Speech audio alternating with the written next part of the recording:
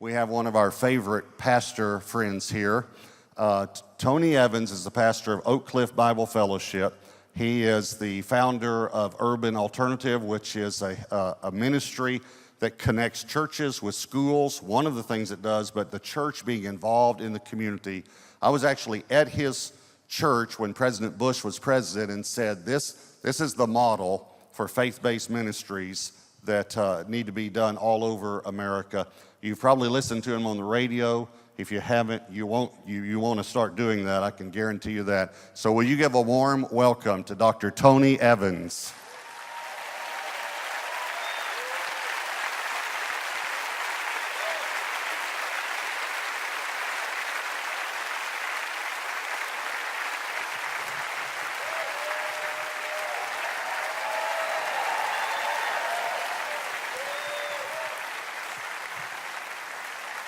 Thank you, Gateway Church. Thank you. It is an honor to be with you today. It is great to be with my friends, our friends. Speak for my wife and I, Morris's, and what they have meant to us, to our family. We're grateful for the way you've received many members of our family. I think they've all been here to something and served the church in some way, and that makes it special, as well as the relationship between churches. Gateway and our church in Oak Cliff have been great partners in a lot of ways, and we are grateful for that relationship. Now, this is the first time I've gotten to speak on a weekend. I've been to a couple of events. So, my daughter Priscilla Shire,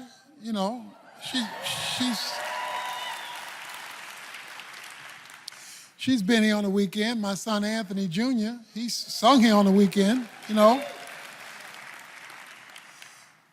But he never invited me on the weekend. I was a little bit evangelically offended that So I called Robert Morris. I said, you haven't invited me for a weekend. He says, well, you've done our special events and you okay. But when it comes to the weekend, they used to hearing me. And folk like Max Lucado. I said, I really want to come. He said, well, you ain't ready yet, not for the weekend. He really hurt me. I said, well, would you at least reconsider? He says, send me a CD. So sent him a CD and let him hear, He called me back. He said, well, you're getting better, but the standard here at Gateway is so high that I'm just not sure you're ready yet. I said, Robert, give me one more chance. He said, okay, send me another CD. So I sent him another CD. He listened. He said, I can definitely tell you've been working on your homiletical skills. You've had hermeneutical improvement. I am really, but for who the Gateway constituency is, you're just not ready yet. I was hurt. Robert, I'll come for free. He said, now you're ready. So I'm delighted for the privilege of being here. No, I'm kidding. I am honored for the privilege of being here. It was August 14, 2003. My wife and I were on our way back from New York City, my favorite place to go, and we were at LaGuardia Airport. And preparing to catch our flight back to Dallas. We stood at curbside check-in and waited for what seemed like an inordinate amount of time for us to get our bags checked. I stepped out of line and walked down to the baggage handler and said, is there a problem? The line is not moving. He says, yes, nothing is working. He says, we've had some kind of problem here at the airport. The conveyor belts aren't working, the computers aren't working, the magnetometers aren't working, things are just not working. So we waited and we waited and we waited with thousands of other people at the airport for hours and hours and hours. After a number of hours, as dusk was setting in on this hot August day, they said, we are so sorry, LaGuardia is closing down. We were caught in the blackout of 2003 when a power grid failure in Canada had worked its way down the East Coast, creating a blackout in the Big Apple, New York. So I, like thousands of other people, found ourselves in a desperate situation. We found ourselves in a scenario with no place to go. Everybody's now wondering, what are we going to do? Everybody's trying to find a hotel room because, of course, like us, we had checked out. We called back to Dallas to our travel agent, and she said, I've been calling around, and there's one room left at the Crowne Plaza LaGuardia. One room, but they can only hold it for 10 minutes because people are coming to get in. And so we hailed down a taxi. It's now dark. We walk into a candlelit hotel because, remember, there is no power in New York, so there are no lights. And we had to register by hand because the computers were not working. We had to go up to our room by flashlight because the lights were not working. We walked into the room with a flashlight on this hot, sticky evening, and my wife decided to see if she could pull back the curtain to pull up the window to see if we could get some night air in, since there was no air conditioning. She pulled back the curtain to open the window, and that's when we saw it. Immediately across the street was a Marriott hotel completely lit up. Inquiring minds want to know, how could there be this much light in the midst of this much darkness? And so we decided, since we had obviously gotten into the wrong hotel, to make our way down and to cross the street, because these hotels are directly across from one another, to see how this thing could be. So we went down, we crossed the street, there's music playing coming out of the hotel. People are sitting out laughing and full of joy, eating. We walk inside a air-conditioned hotel with TVs lining the foyer on CNN discussing how dark New York was. We are trying to make sense of what was a confusing situation. I found the assistant manager and I said, help me understand. Everything around is dark. The airport right over there is dark. Nothing is working. CNN is talking about it, and you are completely lit up. How can that be? He says, people have been asking us that all day, and it's really fairly simple. He said, when we built this hotel, we built it with a gas generator. So we have power on the inside that's not controlled by circumstances on the outside. We've got something within that's overriding that which is without. I am sure you would concur with me, we are living in dark days. On every single level, darkness is crouching in people's individual lives that are unraveling, in families that are fraying apart, in churches that are conflicting and confused, and in a political season of madness, darkness is covering the landscape. That's why, in the midst of whatever dark thing you may be dealing with personally, in your family, in ministry, or in society, I want to give you a great verse. You know it, you've quoted it, but I just want to remind you of it this evening. I have a plan for you, saith the Lord. A plan for your well-being and not your calamity. To give you a future and to give you a hope. I have a plan for you, saith the Lord. A plan for your well-being and not your calamity, to give you a future and to give you a hope. Jeremiah 29:11 is a well-lit verse. But what you need to know is that it's a well-lit verse in a very dark chapter. You see, Jeremiah 29, before you ever get to that verse, is discussing God's people in a bleak situation. They had been sent into exile according to verse 4 because of their rebellion against God. Their families had frayed apart. Their economics were in trouble. And they were now forced to live in a secular society called Babylon. So when you read Jeremiah 29, you're reading a dark chapter. Even the theology was dark because God says all of the preachers who are preaching to you that I'm going to come and bring you out of this tomorrow are lying to you. So on every single level, there was darkness. But in a dark chapter, I still have a well-lit verse.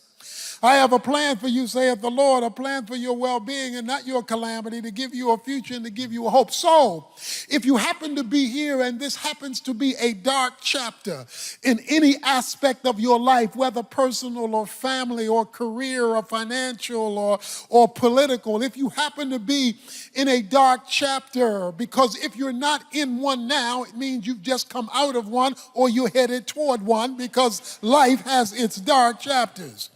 But if you happen to be in a dark chapter, I've got a well-lit verse. I have a plan for you, saith the Lord, a plan for your well-being and not your calamity, to give you a future and to give you a hope. But what is interesting, it is not only a well-lit verse in a dark chapter, it's a well-lit verse in a dark chapter that's in a dark book. If you're depressed, don't read Jeremiah for devotions. That's not the book you want to read. Because chapter after chapter after chapter after chapter after chapter, it is discouragement and depression and judgment and sin and negative circumstance. But in a dark chapter located in a dark book, I still got a well-lit verse. I have a plan for you, saith the Lord, a plan for your well-being and not your calamity, to give you a future and to give you a hope. Perhaps you are here not only in a dark chapter, but perhaps you're here in a dark chapter that's located in a dark book. As far back as you can look, there's chapter after chapter of negative circumstances, of bad memories, of chronic mistakes, of sins that you're still trapped in. And you look at the chapter today and the book from yesterday, and it all adds up to bleakness. In a dark chapter, in a dark book, there is still a great verse. I have a plan for you, saith the Lord, a plan for your well-being and not your calamity, to give you a future and to give you a hope. What is hope? Hope is joyful expectation about the future. Hope is always future-oriented. Hope is never addressing your current circumstance. It is always anticipatory. It is anticipating where you're going, not where you've been or where you are. It is expectation that my tomorrow will be better than my yesterday. My future will be better than my past, and where I'm headed will be better than where I am. Hope is expectation and anticipation of a better outcome for where I am going. Many of you, when you back out of your cars, will back out, and that will mean out of your parking space. And as you back out of your parking space, you will look in a rearview mirror. That rearview mirror will reflect what's behind you. You will look in the rearview mirror as you back out of your parking space. Just do me a favor. On your way home, do not spend an inordinate amount of time in your rearview mirror, or you're going to hurt somebody. The rearview mirror is critical for seeing what's behind you. But in light of where you're headed, there is a much bigger piece of glass called the windshield, because where you're going is better than where you came from. I have a plan for you, saith the Lord. And it is a good plan. And it involves a future. And it involves a hope. So regardless of your circumstance right now, or the circumstance of a loved one that you are aware of, or the circumstance in our country today, I am here to tell you, in this bad chapter of this bad book, I still have a great verse. I have a plan for you, saith the Lord, a plan for your well-being and not your calamity, to give you a future and to give you a hope. But that leads him to verses 11 and 12. We all know verse 11, but verse 12 and 13 says, then you will call upon me and come and pray to me, and I will listen to you. And you will seek me and find me when you search for me with all of your heart.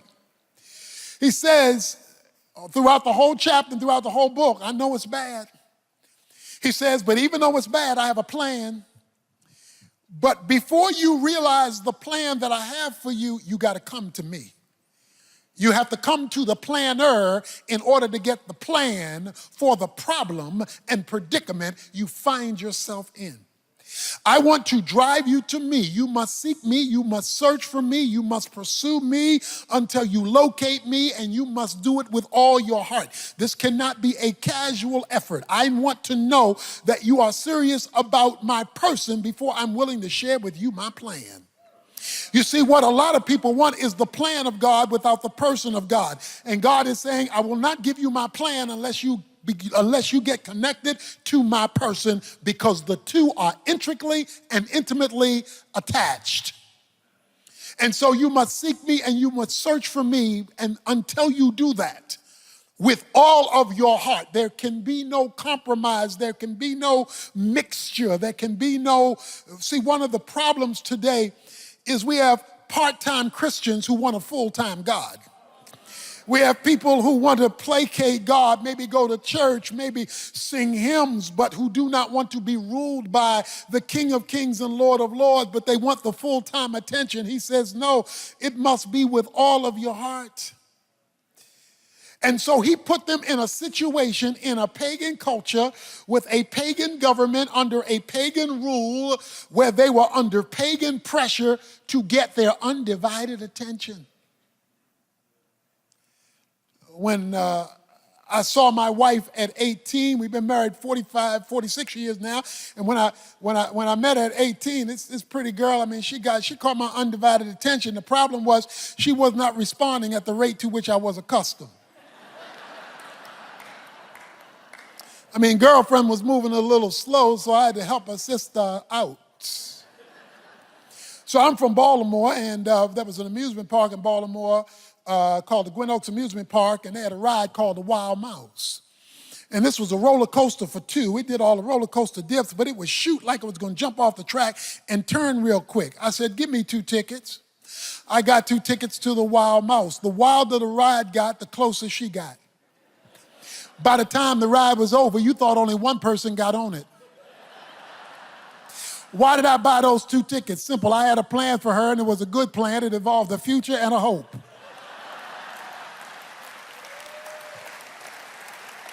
But what I had to do was create a situation first. I had to create some inconvenience to create dependence to draw her near so I would have her undivided focus and attention. What you must understand, and what we are facing in the chaos of our political arena, is it's not about politics. It involves politics, but it's not about politics. 2 Chronicles chapter 15, verses 3 through 6. In those days there was no true God, no teaching priest, and no law.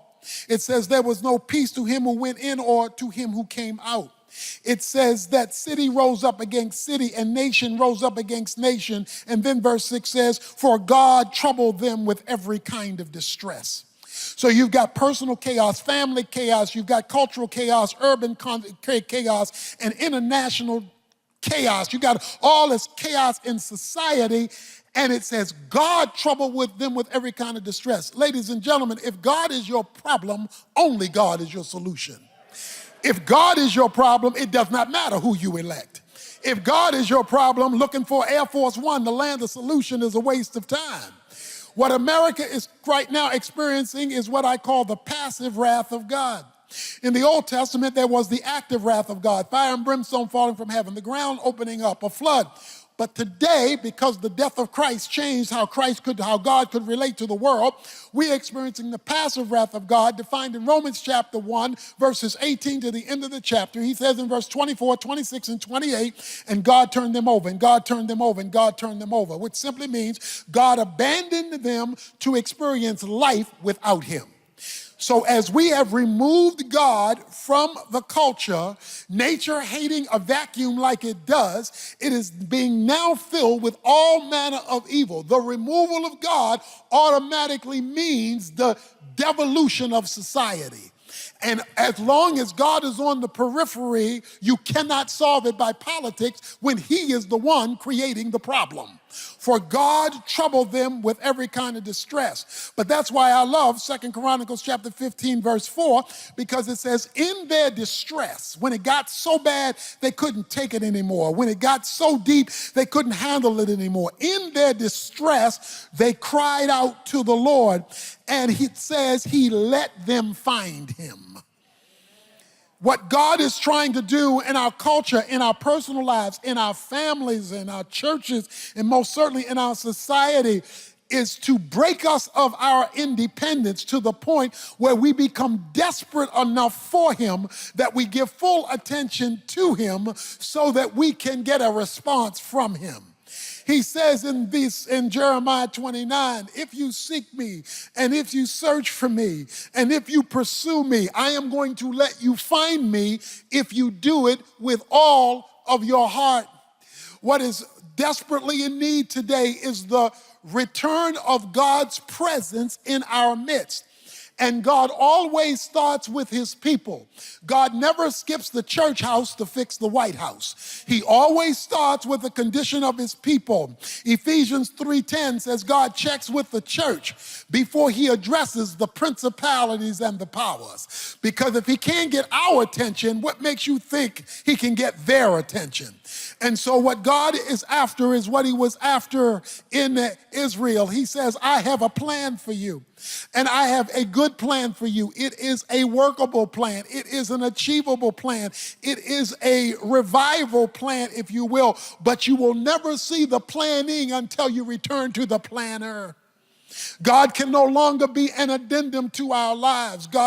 We can no longer be satisfied with just casual Christianity. This is not a time, as I like to say, this is not a time for secret agent Christians, spiritual CIA representatives, or covert operatives. Everybody else is coming out the closet. You might as well come out too.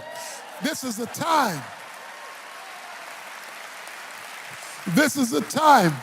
On your job, if you are accused of being a follower of Jesus Christ, there should be enough evidence to convict you, and you should not be found innocent of all charges.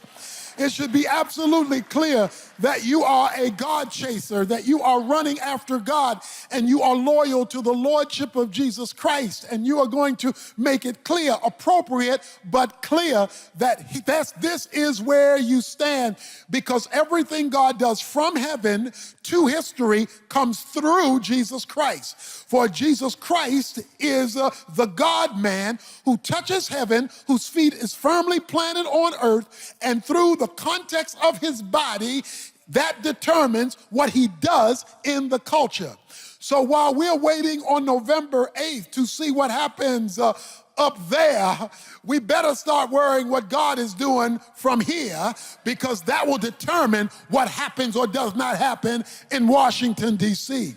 And if God could find, do you know the reason Sodom and Gomorrah was destroyed was not merely because of immorality and oppression. The Bible says both were operating in Sodom and Gomorrah.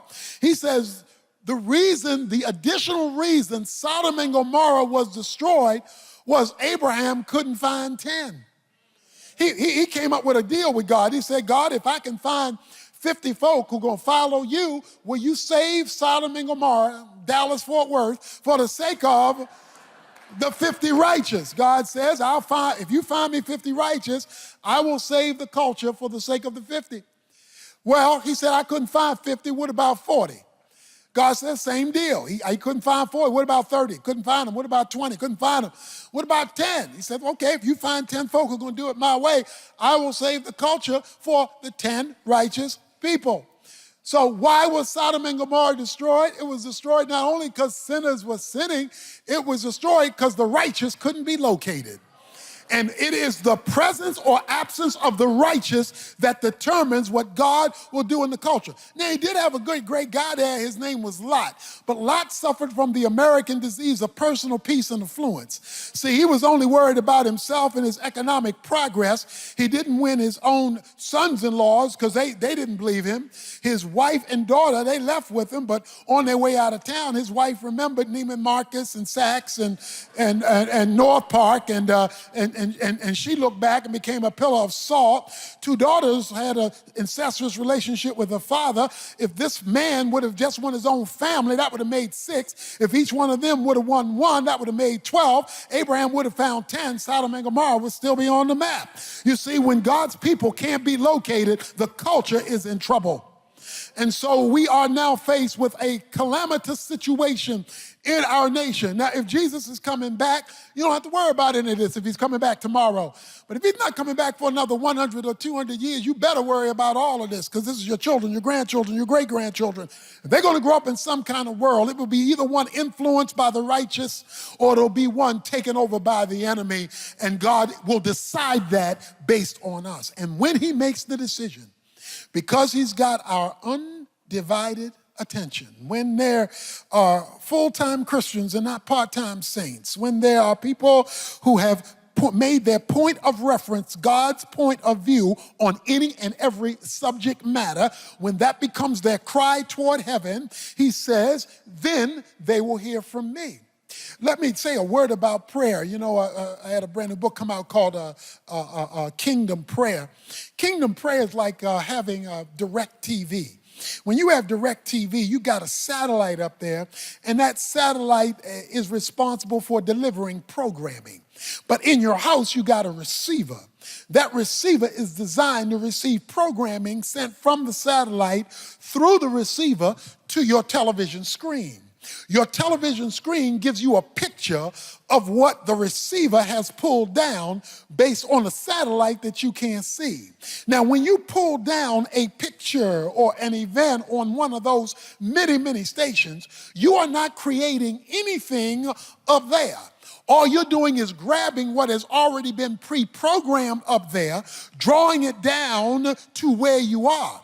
Now, if you ignore the receiver, you're wasting time expecting to see a picture on your television screen. See, what a lot of us want is we want to see a picture of God at work when the receiver is not working.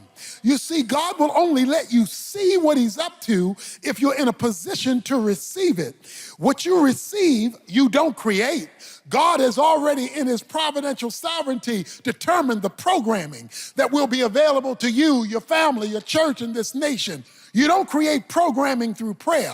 What you do is you suck down the programming that has already been determined in heavenly places to the receiver of your life so you can see it on the screen of your humanity. And he says, if you seek me and you run after me and you come after me with all of your heart, you will know when I show up, verse 14. Because he says in verse 14, I will restore your fortune. I will restore your fortune. I will give you back what was ripped away from you. Many of us have been ripped off. We've been ripped off by the enemy. We've been ripped off by other people. We've been duped. We've been shammed. Israel, you walked away from me and you went to those idols, thinking those idols were your source. And an idol is any noun, any person, place, thing, or thought that you look to as your source. And you went to those idols. And I know we're in the 21st century, so now you got the American Idol. You go to those idols and you expect them to cover you. You go to those power brokers. You go to those politicians. You go to those sources and think they're your answer. Well, I'm going to put you in Babylon and I'm going to let you see that there is no deliverer but me. But if you will give me your undivided attention and if you will return to me on my terms, then I will restore. I will give you back the life you thought you lost. And that is the hope of our faith. That is that God can restore. That God can take a mess and create a miracle. Have you ever been to a pizzeria? I mean a real pizzeria. I'm talking about one run by the Italians, okay? You go to a real pizzeria. Have you ever seen them abuse the dough? They got this ball of dough. They throw it down. Bam! They take a rolling pin and then they mash it and flatten it. Then they spin it on their finger up in there. Why you want to do all that harm to the dough? I want the pepperoni, the sauce, and the cheese. But you can't get the good stuff until the dough has been made ready to receive it. And until God can get us in the place that he wants us, he can't give us the good stuff that we're asking for, wanting, and needing. But if we ever let him have his way with us, according to his will, getting his undivided attention, he can let us see what the good stuff feels like, tastes like, what the good stuff is when God shows up in the midst of our hopelessness. I have a plan for you, saith the Lord. It is a plan for your well-being and not your calamity. I know you're hurting. I know you're in personal pain. I know it doesn't look like the family thing is going to work out. I know the ministry is struggling, and I know the nation is in trouble. I understand that, and I am the one allowing it. Now give me your undivided attention and watch me do my thing. Watch me give you back the life you thought you lost. So I'm here today to tell you, I don't care what your condition is today, don't you throw in the towel. Don't you give up till you look up. Don't you walk away until God has had the last say so, because he is a restoring God. And that is the nature of hope. Hope means he can give me back what I thought I lost, even if it's my fault that I lost it. Because it was Israel's fault that they were in Babylon. Because they rebelled, it was their sin and their fault. And when you and I experience the restoration of God, it is transforming, because nothing will let you know how real God is like when he comes and turns something around that looks like it was unfixable. A little girl was in the shopping cart with her mother going up and down the food store aisles. The mother was pushing the cart up the cookie aisle. She said, "Mama, please, for some oatmeal cookies." Mother said, "No, you've had too many sweets today. No oatmeal cookies." Mother went up another aisle. "Mama, I would really like some oatmeal cookies." "I told you you had too many sweets today, no oatmeal cookies." Mother goes up another aisle. "I don't think you understand, Mama. I need some oatmeal cookies." She said, "No, what you need is a spanking, because I told you I'm not giving you any oatmeal cookies." Mother gets in the checkout line. The little girl stands up in the cart, clasps her fingers. "Jesus, they told me in Sunday school if I called on you, you would meet all my needs. And I need some chocolate chip cookies, but my mama won't give me any chocolate chip cookies." The ladies in back of the mother said, "Why won't that woman get that girl some chocolate chip cookies?" The mother got so embarrassed, she went and got a whole bunch of chocolate chip cookies. The girl said, "Thank you, Jesus, for answering my prayer when I called on your name. I don't know what you're calling on him for. All I do know is when you call on him right, he knows how to send folk and get back that chocolate chip that everybody else is denying you, because he is a God who gives hope." God bless you.